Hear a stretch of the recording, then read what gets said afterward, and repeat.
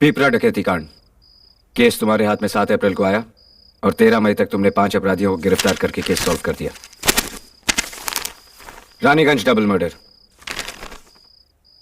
हत्या में शामिल दोनों रिश्तेदारों को 72 घंटे में हिरासत में लिया। सराय टोला रेप केस, नाथोपुर हत्याकांड, नैनगढ़ जालसाजी का मामला और ये बाकी के 18 केस जो तुम्हें दिए गए और तुमने उम्मीद से बढ़कर कामयाबी हासिल की। एक्सीलेंट। अपनी समझ और लगन से ज्यादातर केस सॉल्व किए। उनकी छानबीन और जांच में प्रोग्रेस हुई और जहां तक मेरा ख्याल है कि किसी किस्म की बेईमानी नहीं हुई।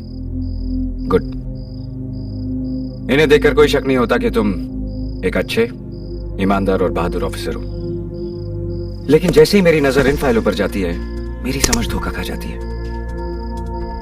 मेरी समझ में यह नहीं आता कि कैसे पिछले 7 सालों में तुम्हारा ट्रांसफर इस जिले के बाहर हुआ ही नहीं।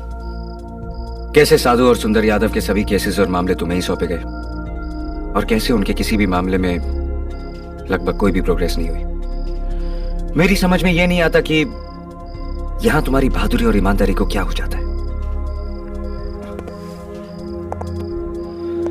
नोनवा तुम्हें साधु यादव से मिला था ना? सर हमारे समझ में नहीं आ रहा आप क्या बोल रहे हैं। तुम तो ये भी नहीं समझोगे कि जिस चीज से मुझे सख्त नफरत है, आज तुम्हारी वजह से उसी काम के लिए मुझे जबरदस्ती हीरो बनाया गया। और अगर तुम सोचते हो कि तुम्हारी इस धोती बहादुरी से मिले तमगे के एहसान तले मैं अपनी निगाह तुम्हारी करतूतों से हटा लूंगा तो ये तुम्हारी भूल है बच्चा यादव। सर आप क्यों करते हो तुम साधु यादव के लिए काम? क्या लगता है वो तुम्हारा? नहीं सर, वो ऐसा कुछ भी नहीं सर। नोनवा के बदले क्या दिया है तुमने उसे? अपना ईमान या फिर मुझे बेचने की कोशिश की है? सर वो हम समझ नहीं पा रहे हैं सर। लेकिन मैं अच्छी तरह समझ रहा हूं। तुम नमक तो पुलिस का खाते हो लेकिन उसका हक अदा करते हो साधु यादव को। सर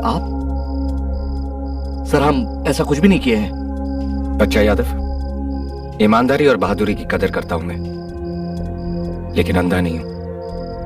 नोनवा कांड में जो तुमने किया वो कायरता है और इस तरह का चरित्र मैं कतई बर्दाश्त नहीं करूंगा।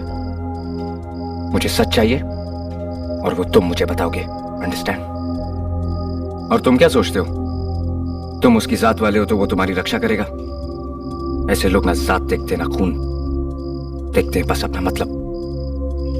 जब अपनी शरण में आए नोनवा को उसने बेच दिया तो क्या गारंटी है कि जैसे ही उसका मतलब सिद्ध हो जाएगा वो तुम्हें नहीं नीलाम करेगा? जा सकते हो तुम।